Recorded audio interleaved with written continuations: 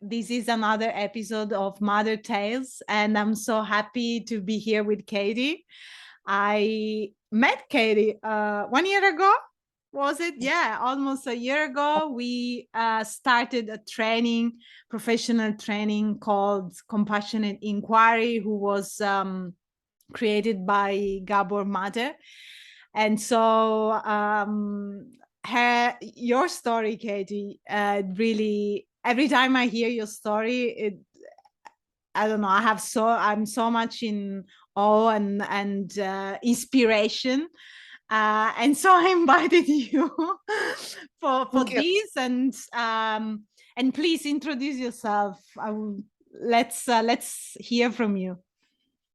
Yeah, well, thank you so much for having me. I'm so glad that our paths crossed through Compassion Inquiry. So yeah, I'm Katy Marie, and I live in Utah. I am a mother of four beautiful children, and I, over the last 4 years, have been going through some big shifts in my life from how I used to mother to kind of where I'm at now. And I don't know if you want me to just like dive into that or. Yeah, go ahead. Why not? Yeah.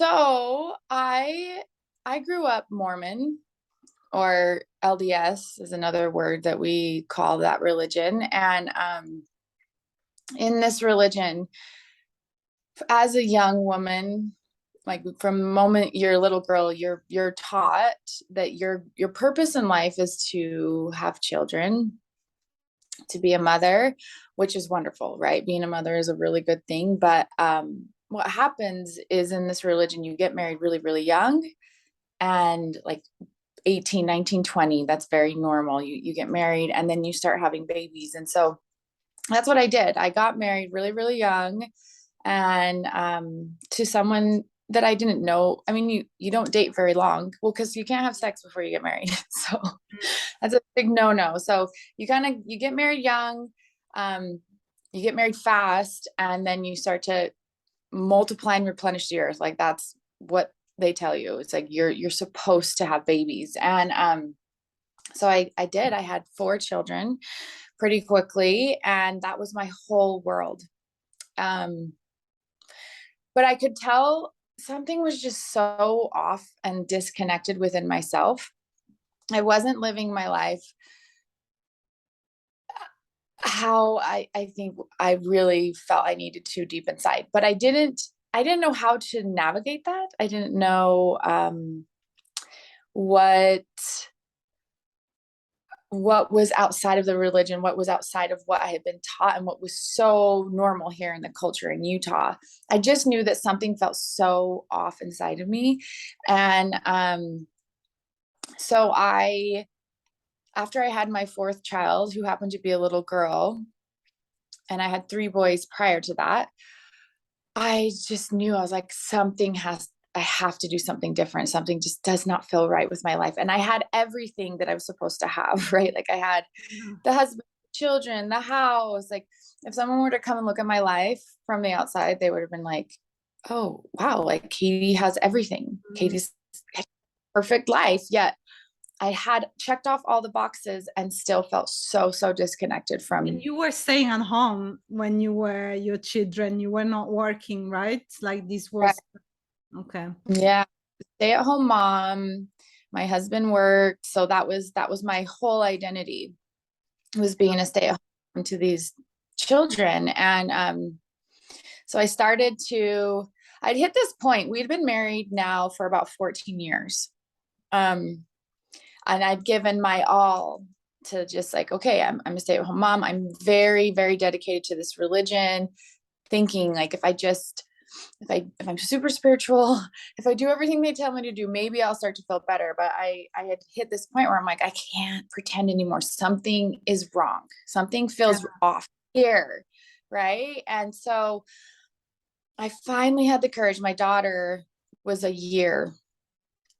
year old after I'd had her. And I was like, I I can't do this. I finally opened up to my husband and the people around me that I was closest to, family and friends, saying, I'm really struggling. I'm struggling in my marriage, the connection that I felt to my spouse at the time. It was more, he was a really good man, but we more had like a co-parenting relationship. We were married so young, like Yeah. so much. It just was like, this connection isn't working. And I was like, okay, if we need to either fix this or move on. But in this process, I got the answer so clearly that it was like, Katy, you know what you're supposed to do. And it was telling me, my heart and my gut were telling me, I need to move on. I need to step away from this marriage. This isn't right for both of us. We're supposed to go down different paths. And in this process, found out about the religion, a lot of things that were not true. So it was devastating and so scary because Yeah, I was thinking while you tell me that, how did you step into your truth? And because it must be really scary to do that when you have all community around you that, you know, is in that religion, is in that context, in that culture, and you feel something different, and you are pushed to look inside you, looking at your heart, and your heart is telling you something different. How did you do it? I look back, Laura, and I'm like, I don't know. I don't know how I did that because it was the heart. I mean, I think I had just hit that point where I was like, okay, everyone, you can fine. Like, you don't have to understand me. You can think I'm crazy. And that's essentially what happened was when I started to tell people, hey, I'm struggling in this marriage and I'm supposed to walk away. Like I need to walk away for the better, like the good for both of us.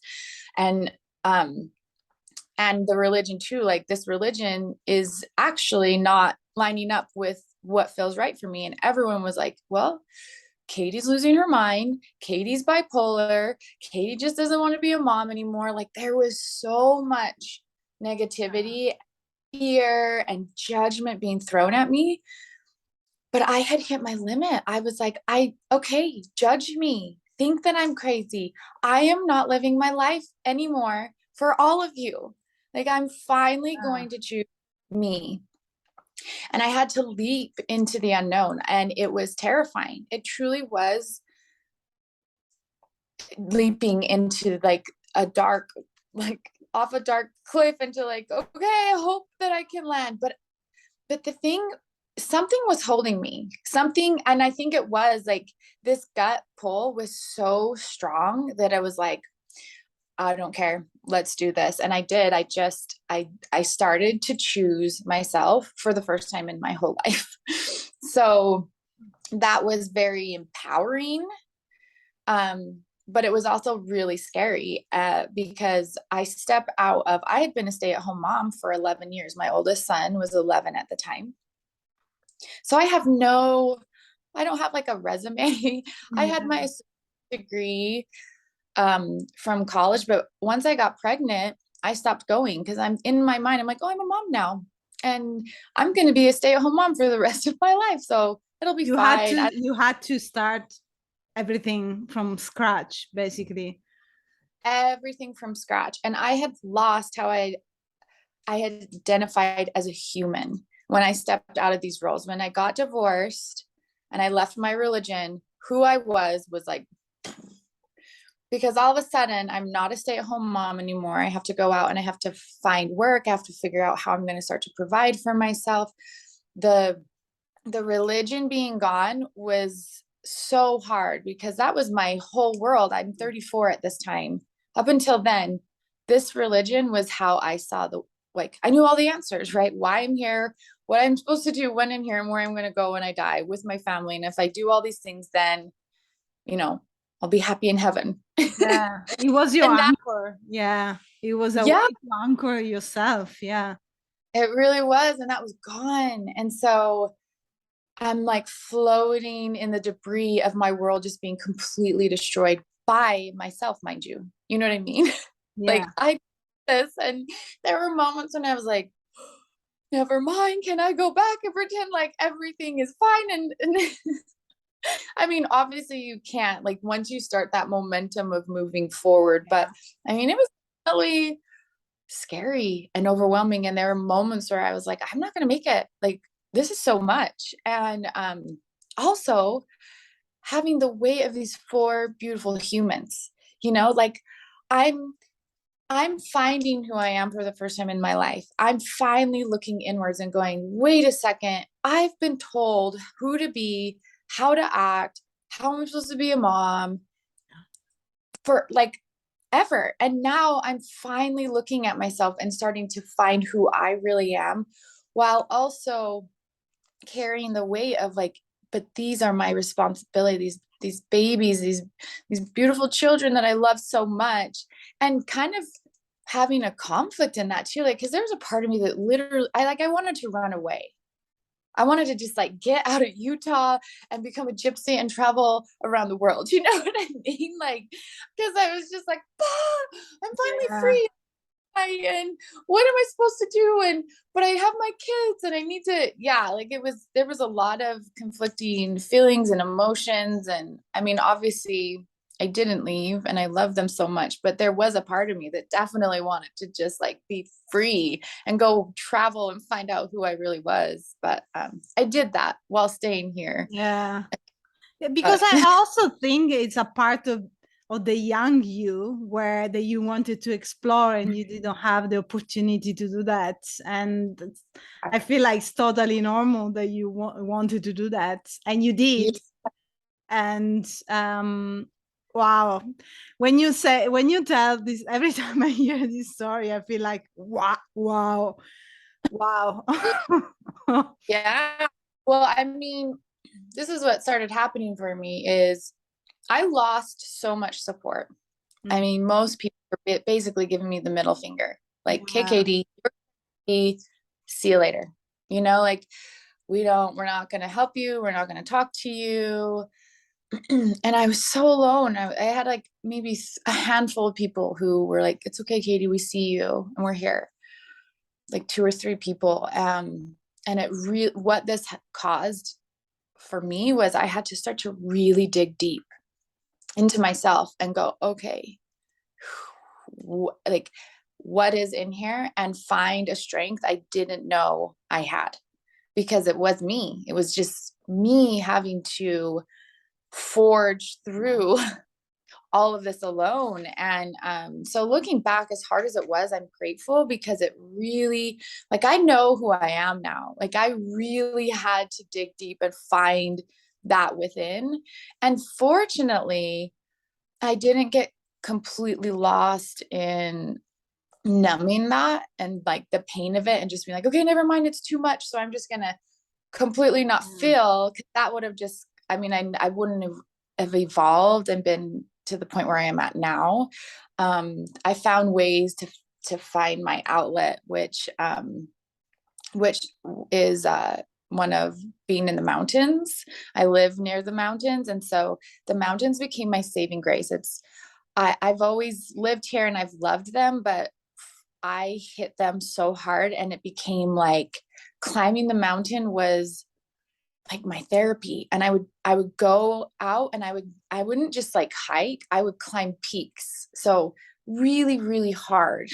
And there was something about it, like pushing my body really Yeah. hard on the, and like seeing how strong I am, and pushing through the pain and getting to the top and seeing this new perspective, and like looking down and being like, I am a badass, Yeah. like, do this. It was like this, like, nature and the mountains were helping to heal me and hold me while I was going through such a huge life transition of who I was, essentially. So that was good. I'm glad that I could not numb out and find healthy ways to process all of what I was going through. I have two questions. The first one, I think you kind of responded to. What did the mountains do for you? Like you say that pushing, the boundaries, physical boundaries for you, and feel and meet your inner strength. That was, and you still do, right? You still go and hike and climb and yeah. Yeah, I feel like the mountains were holding me. It's like they were holding me in a way that I needed to be held. And like a dynamic where it wasn't like I was just sitting. I was obviously like pushing myself really hard physically on them, but they were like this foundation underneath me. It was like, okay, Katy, like I know life is really crazy and hard right now, and it's confusing at times, and like the uncertainty and the fear would creep in a lot, of like, oh, am I naked? And oh, like there's so much weight as a single mom of four, trying to create a pathway, a career path for myself, and just everything, right? And so, yeah, I feel like the mountains they were holding me. They were like giving me this like a power. It was almost like I was recharging my battery when I would go out onto them and just be like, okay, I can do this. And feeling it was like so much passion connected to what I was doing, which it brought joy and things like that too. Beautiful. Yeah. Yeah. I love mountains. I love nature too. And for me, it's like a kind of mirror. Like Yeah. it's a mirror to me of how beauty there is inside us, outside as well, but beauty and strength and courage and inner peace. So yeah, beautiful. And how did you build your life back to what is now? Yeah. Oh, great question. So I knew I wanted to help people. I knew that I had taken this big leap to start to trust myself. And I really was like, okay, I want to help people do this. And what do I do? Do I go back and finish my degree, become a therapist, which I was considering? Or do I take a more unconventional route and do like life coaching and things like that? And I had started listening to here by taking that big leap, finally listening from like here, my gut and my heart. And I was being pulled to do a life coaching route instead. So I found a school through someone that I had worked with, and was like, okay, this is good. And I started that path. Like I went down and I got certified in NLP, hypnotherapy, a lot of the mind subconscious stuff in the life coaching school.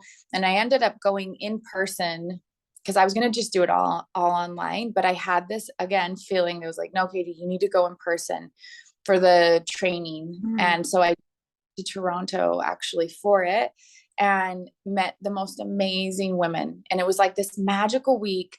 And it was really great because it like took me out of Utah. It took me out of my environment, and it put me in this place where I'm learning, connecting, expanding that mind, right, to like new possibilities, new ways of being. And came back from that and was still kind of like, it takes time to start to build that up and find like your niche. And I found breath work. One of my friends that I met through school was like, hey, Katy, this weekend I'm doing this training with breath work. And I'd never done it before, but I knew instantly here, I was like, oh, I'm supposed to do this with you. I'm going to sign up.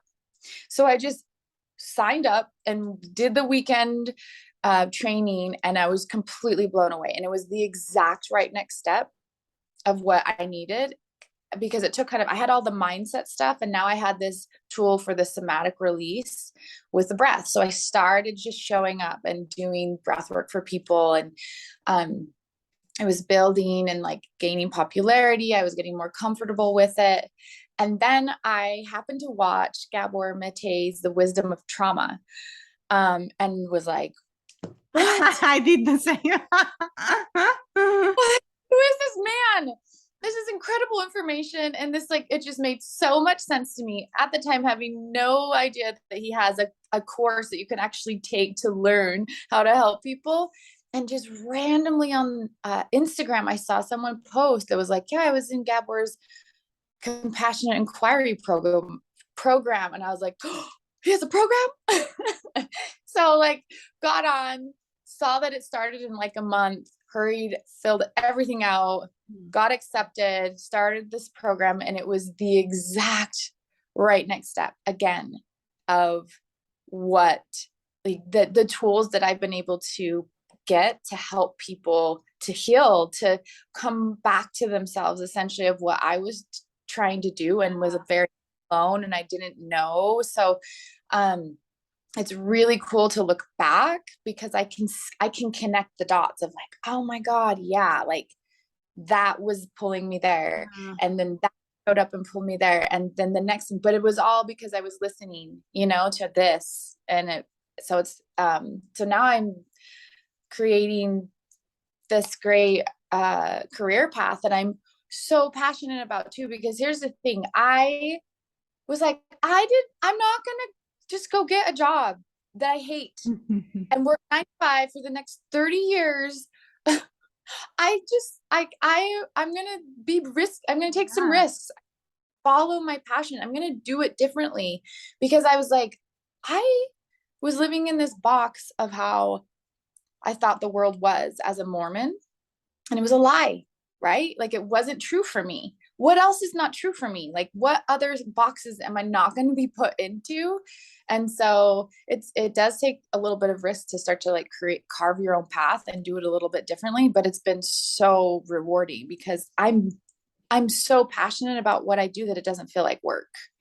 Yeah. Yeah, I relate to that. Also for me, it's so important to do things that I love and not just for the sake of working. Yeah, it's so important for us to, I would say particularly women, but probably for everyone to do what we love. Yeah.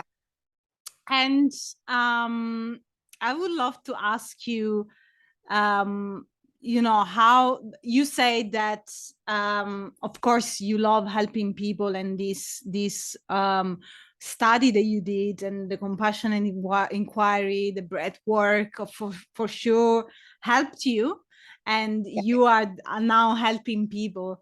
And I would love to ask you, how important is for you in your personal life and in your life as a mother to do such a deep inner work? What is the impact that you see and you notice in your personal life, also in your children, indirectly doing this work?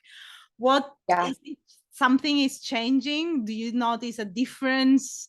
I'm just asking this because as a midwife, I always say to women and to mothers, the more you, and we know that also for compassionate inquiry, the more you look inside you, then actually you can see a difference from your external, in your external world, in your family, with your children. So I would like to hear from you, what's your experience about that? Yeah. Oh my God. Yeah. I mean, that's been one of the things that's been so hard because there's been a lot of guilt. Because getting divorced and breaking up our family is painful, period. Right? Like, so it's for the good and the betterment of the situation. And I knew that. It was really hard knowing like, it's not how it looked before. And we have 2 separate homes. Are you okay? Like there's a lot of around that with my children, but I know that I want my children to grow up and be able to live a life that they love. I don't want them to self-abandon. I don't want them to shut off and close off just to make everyone around them happy. And if I can't mirror that to them, if I can't show them that, who will? right? Like if I would have just stayed quiet and married and unhappy, what is that showing them?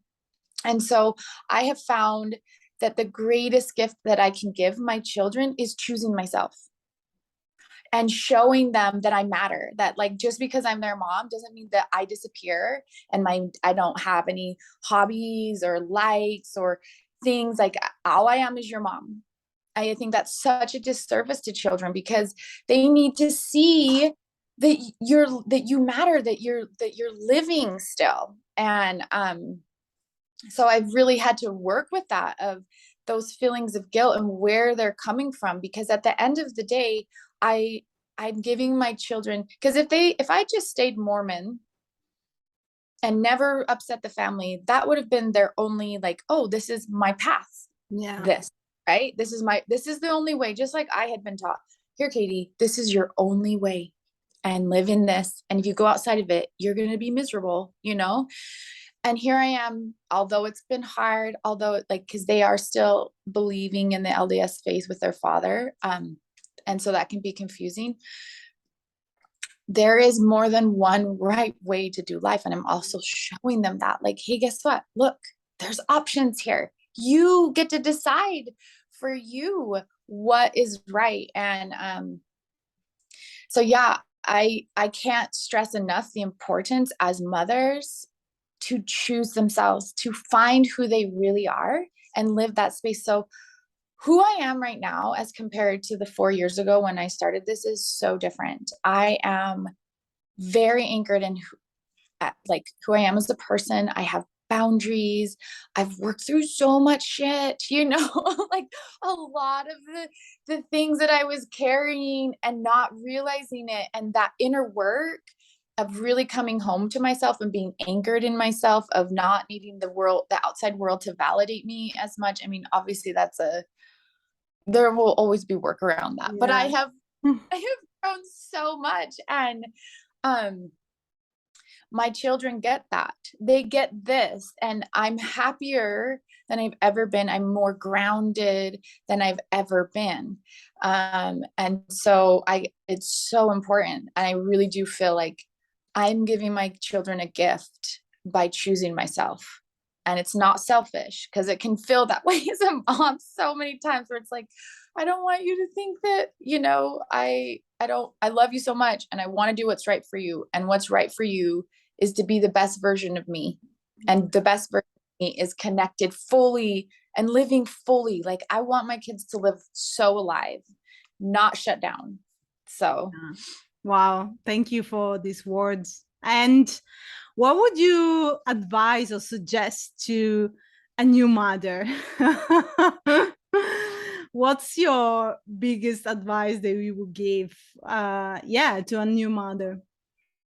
Yeah, I would honestly, like, if I could go back to when I had little babies, I would just relax and enjoy and be present. I think it's so easy to stress about the phases and like sleeping and the feeding, and to just be present with your baby and the phase that they're in, knowing that it won't last. And some of the phases are really hard when you're not sleeping and you're trying to nurse or they're not nursing. I mean, there's so many things. But I think just really, like, a new mother, the more you can start to see in yourself, work through your own limiting beliefs and the pain and the things that you've been holding on to that keep you from being present with your child, that is the most important thing. I would give anything to go back as this version of me, to sit with my babies and just be able to witness them and celebrate them, because it goes by so fast. Like I have a sophomore in high school now. He's almost 16. And I'm just like, what? How did this happen? You know, like it goes by so fast. And I know you always hear that. I know that's like always what people say true. And I think just more like, don't listen so much to what everyone else is telling you and the world. And they're going to be saying like, hey, do it this way. It's supposed to look this way. And there's all these pressures. come here, lead from here with your children, and just witness them, love them, celebrate them, so that they can grow up really anchored and secure in who they are. That's what I would do for sure. If I could go That's back. beautiful. Do you bring them, do you take them to the mountains as well with you? I do. And they, they complain. They're like, I don't want to go, mom, like always. But that's like pretty common. And then as soon as we're there, they're like, this is awesome. Yeah. But I've really, like, the mountains for me now, like I tell them that, like, that's my church. That's where I connect into the spiritual and like commune. It's talking to me, nature. And so so they can feel like that's a little weird too, because like, whatever, hippie dippy mom, like you and your meditation and your mountains. they're they're watching, it's still coming into them, even though they don't fully understand it. Wow, yeah.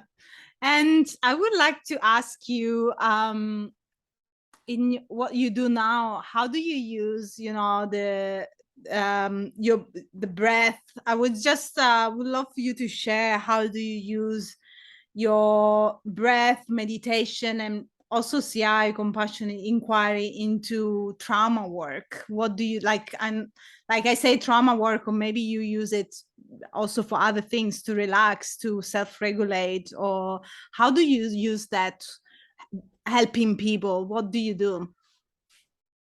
Yeah. So,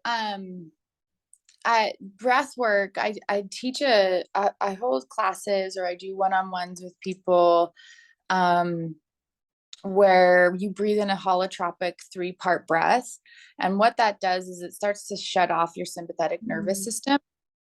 Because you're putting a lot of oxygen in your body, so you start to have these physiological responses, which, when you shut off that sympathetic nervous system, that's your fight, flight, or freeze, it allows all the things we've been storing in our body to start to move.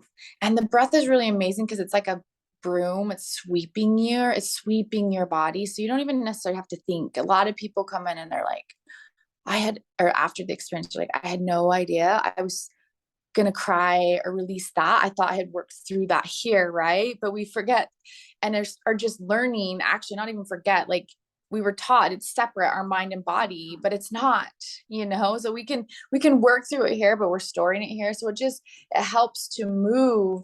That's why it's been so awesome to have the compassionate inquiry training of understanding trauma in the body, because the breath just holds you and it's moving things inside of you so that you can move it out of you, because it's energy. It's been stored. It was too painful to experience at one time, and we think it's not there, but it is. And so then we start to move it through our bodies. So the breath is a really powerful tool to do that. And then obviously compassionate inquiry with this new skill set of how to talk, how to hold space, how to be present and come into our bodies and just be, so that what's there can move through us, while also connecting. I mean, connecting to your breath is, I tell people that all the time, whether it's the fast, intense breathing classes that I'll teach, that are kind of like journeys. There, people, if you've ever done plant medicine, it's liked, that people liken it to that, because it's so similar in kind of the experience. You're also going into a theta brainwave state in your brain, where you start to tap into the subconscious. That's where a lot of programming, so many things are held. We think it's gone because our conscious mind isn't thinking about it, but it's still there. And we can create new neural pathways in our brain, start to feel more empowered, connect into things that are so much bigger than us. But I also like, when you're feeling emotions, when we're present, sitting in our bodies, guiding into these parts of us that have been holding on to stuff, your breath is also such a great companion to Yeah. just like, breathe through it. It's your anchor. It's holding you while you feel what you need to feel, because that's the key to freedom, is not running from it anymore. Is like sitting your ass down, feeling your things, because you'll spend your whole life running. You'll Yeah. spend your whole life numbing, finding ways to be anywhere but right here. But once you can sit and be right here and work through what you're holding, that is where your freedom is. And that is what I found for myself. Yeah. And I think that's why I can hold space for people. I stopped running. I stopped running from my pain, and I sat and I was like, what is here? And I've worked through it. So now I'm not afraid. I'm not afraid to see someone in that too, you know? Thank you. Thank you for mirroring us. What's I would say a transformative life is, and listening to ourselves, and listening to our breath, to our heart. Yeah. Yeah, wow. I could listen to your story so many times because it's so inspiring. Honestly, I'm telling with all my heart, it's so inspiring. And the fact that, yes, as you said, you can hold space for people because this is what you did for yourself. Yeah. And wow, thank you. Is there anything else that you want to share that we didn't talk about and you would like to share before wrapping up? Well, first of all, thank you. Thank you for those kind words and having me here. You know, I think being a woman and being a mother is such a wonderful, wonderful thing. And it's also really hard, and there's a lot of pressure that we face on so many levels. And I really do think that the most important thing women can start to do is to come home to themselves and start to reclaim who they are and the power that is inside each one of us, so that we can continue to teach the world around us what it is to be a woman, what it is to be a mother, and also like let go of the pressures. Like, no one knows what's right. We're all freaking guessing. You know what I mean? We all in the journey. We're all in the journey. And so I really, really believe that if each one of us started to come inside of us, trusting and making decisions for ourselves from here and decisions for our children from here, you will never be led astray. Like, your heart and gut knowing will never lead you astray. It knows it's talking to you. So I think doing whatever work you need to do to start to feel comfortable in your body again, your impact as a mother will be so much more powerful. And as a woman in general, if you're not a mother, like, and then I think we rise together. The more we all do that, we're sisters, we're united, like we're in this together. So Yeah, thank you. Yes, this is also one of the reasons I created the channel, is to talk more about this, talk more about our stories and how we connect with ourselves, how we love ourselves, how we live our lives. And because there is no one journey that is right or wrong, it's just being in the journey and learning from each other, and kind of holding hands, because we are in the same journey and we can just learn and grow from each other. And so, yeah, thank you for sharing your stories with us. And thank you for all the wisdom that you share. yeah, thank you so much for having me. It's been so fun.